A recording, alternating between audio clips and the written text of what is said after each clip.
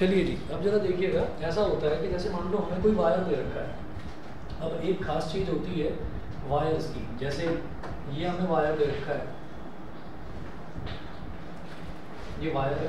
अब मान लीजिए हमने इस वायर को यहाँ से बीच में से हमने मोड़ दिया और डबल कर दिया इसको। तो डबल करने पर आप ये देखिएगा कि इसकी जो लेंथ थी, लेंथ पहले मान लीजिए एल थी, अब आपने इसको बीच में से मोड़ कर डबल कर दिया। तो मोड़ कर डबल करने का मतलब क्या है कि अब इसका ये वाला जो एरिया ऑफ क्रॉस सेक्शन है, ये है area of cross section A, और इधर भी area of cross section A. तो ये जो ए है ये फोल्ड अप होकर इसी के ऊपर आ जाएगा। ये मतलब ऐसे हो जाएगा,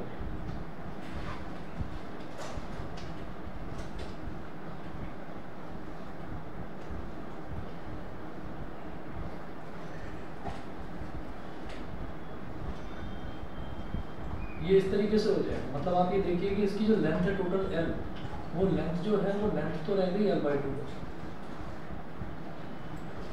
और ये जो एरिया ऑफ क्रॉस सेक्शन है, area of cross section a plus a, यानी कि एरिया ऑफ क्रॉस सेक्शन हो गया 2a। तो अगर किसी वायर की लेंथ को मैं डबल करता हूँ, ठीक है, अगर वायर की लेंथ को अगर मैं हाफ करता हूँ, यानी कि 2 से डिवाइड करता हूँ, तो एरिया उसका डबल हो जाता है।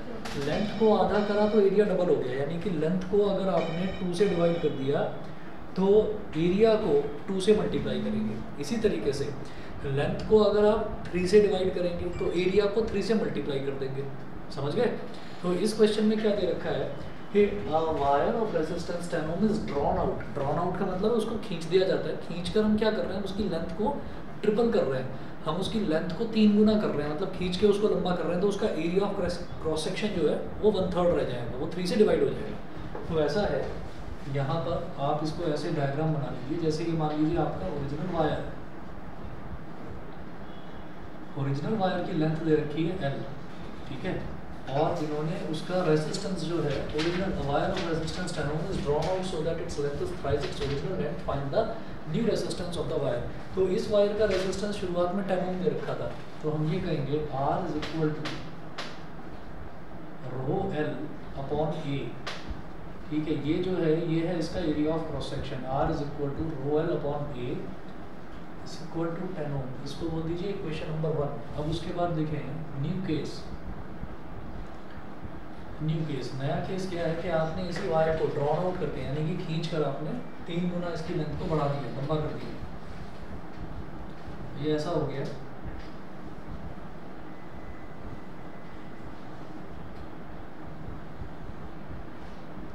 तीन गुना आपने इसको बढ़ा दिया। तो इसका जो एरिया ऑफ क्रॉस सेक्शन है, area of cross section 3 times कम हो गया, मतलब एरिया ऑफ क्रॉस सेक्शन रह गया A/3, और जो लेंथ है, लेंथ बढ़कर हो गई 3L।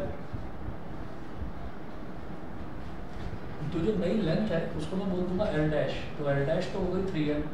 नया जो एरिया है उसको मैं बोल दूंगा A डैश, तो नया एरिया A डैश, ये हो गया A/3, ठीक है।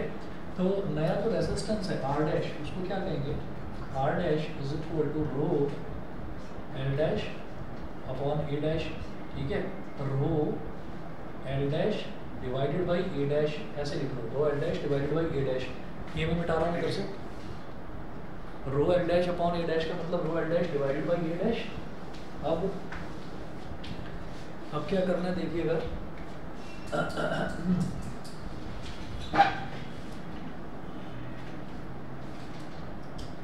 R dash is equal to rho, हाँ जी, L डैश की वैल्यू क्या है 3L, तो लिखिएगा 3L divided by A dash की वैल्यू क्या है A/3, तो यहाँ लिखिएगा A/3। अब इसमें से 3 को ले लो बाहर, 3 इंटू रो L, और डिवाइड का साइन है तो मल्टीप्लाई में लगाकर, मल्टीप्लाई में कन्वर्ट करके आगे का रेसिप्रोकल कर दो। 3 को इधर ले आओ, तो 9 into rho L upon A, और ये जो रो L अपॉन A है, रो L अपॉन A की वैल्यू मुझे मालूम है 10 ओम है, तो आप यहाँ देखिए 9 इंटू 10 ओम, तो ये कितना हो गया 90 ओम, ठीक है। तो नया जो वायर है जो खींचकर आपने 3 गुना कर दिया, उसकी लेंथ बढ़कर कितनी हो गई, उसकी लेंथ बढ़कर 9 टाइम्स हो गई, यानी कि 90 ओम हो गई। क्लियर है? गुड आफ्टरनून, समझ में आ गया? बताइए। हाँ, ऑनलाइन वाले बच्चे बता दें भाई, सभी को क्लियर है? वंश, सौम्या, खुशी, हंशुल? Yes sir. आ गया आयुष्मान, क्लियर है? ठीक है, चलिए जी, बहुत बढ़िया। अगला एक क्वेश्चन और देखिएगा, इलेक्ट्रिसिटी का ही है ये भी। नेक्स्ट क्वेश्चन देखिएगा।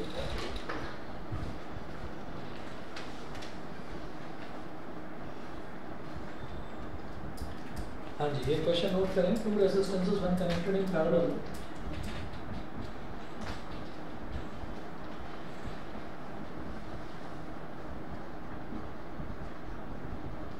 two resistances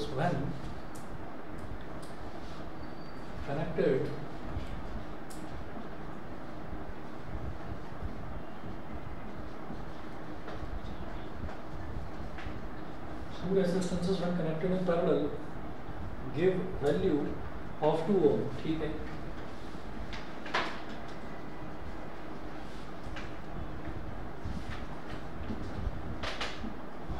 give value of 2 ohm, full stop, when connected in series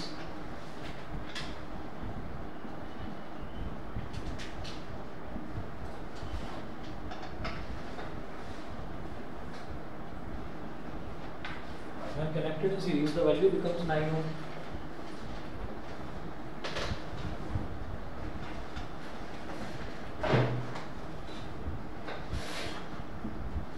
Full stop. Find the value of each resistance.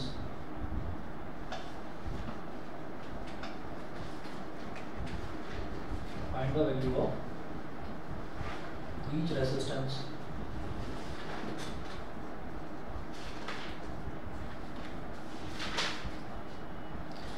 Question में दिया है two resistances when connected in parallel. जब दो रेसिस्टेंसेस को पैरेलल में connect कर दिया जाता है, आप ये मान लीजिए वो जो दो रेसिस्टेंसेस हैं उनको मैं मान लेता हूँ R1 एंड R2, ठीक है। तो यहाँ पर लिखिएगा let the two resistances be R1 and R2।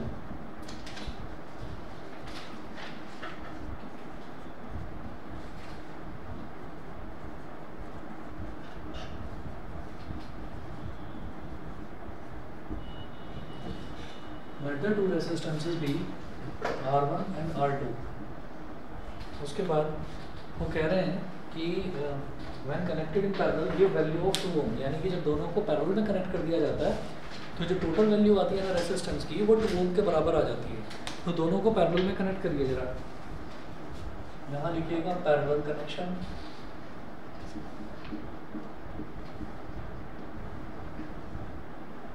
Parallel connection R1 connected in parallel with R2।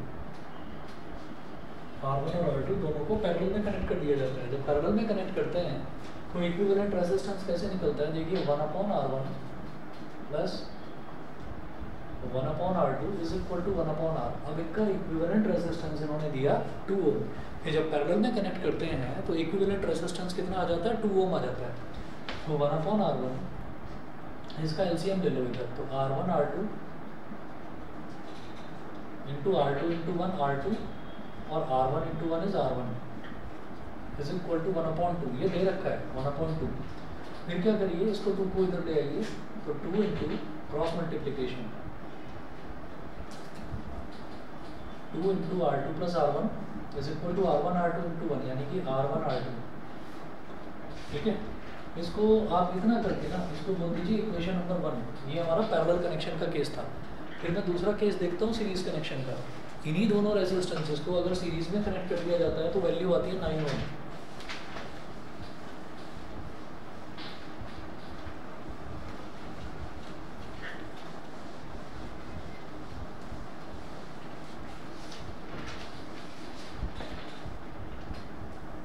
यहाँ मेंशन कीजिए सीरीज कनेक्शन।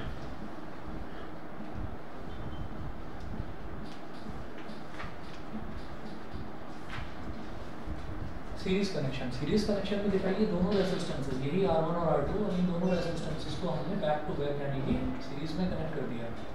ये R1 हो गया, ये R2 हो गया। सीरीज में इन दोनों की जो इक्विवेलेंट वैल्यू है वो कितनी आ रही है? 9 ओम आ रही है। तो यहाँ पर आप क्या करेंगे, R1 plus R2 is equal to 9 ohm. अब एक काम करो, R1 plus R2 is equal to 9 ohm आ गया, ठीक। अच्छा, ये करने के बाद में मैं ये कहूँगा इसी से R1 plus R2 is equal to 9 ohm. It implies that R2 is equal to 9 minus R1, है ना, इसको बोल दीजिए इक्वेशन नंबर 2। इक्वेशन 2 से जो ये वैल्यू आई है हमारे पास R2 की वैल्यू आई है, इसको आप इक्वेशन नंबर 1 में सब्स्टिट्यूट कर दो। लिखिएगा substitute this value in equation 1।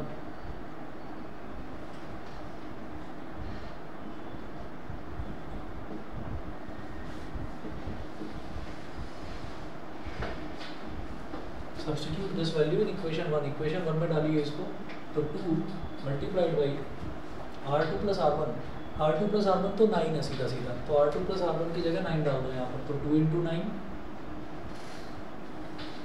Is equal to R1 R2। तो R1 को लिखिए R1 और R2 की जगह लिख दीजिए 9 माइनस R1, ठीक है। तो 2 9 का 18 is equal to 9 R1 minus R1 into R1 square. अब इन दोनों टर्म्स को इधर ले आइए लेफ्ट हैंड साइड में, तो R1 square minus 9 R1 plus 18 is equal to 0, ठीक है। अब एक तरह से क्वाड्रेटिक इक्वेशन बन गई। तो इधर जो ये स्क्वायर वाला टर्म है, क्या इसका कोई कोफिशिएंट है? इसका कोफिशिएंट है 1, है ना, तो उसको कांस्टेंट टर्म से मल्टीप्लाई करते हैं, तो 1 इंटू 18 तो 18 आ गया।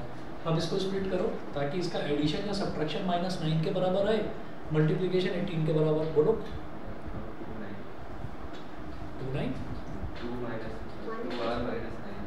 2r माइनस 9r करेंगे तो क्या होगा?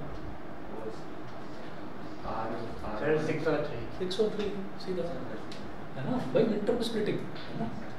तो क्या करेंगे? R1 square minus 6r1 minus 3r1 plus 18 is equal to 0। ये हो गया।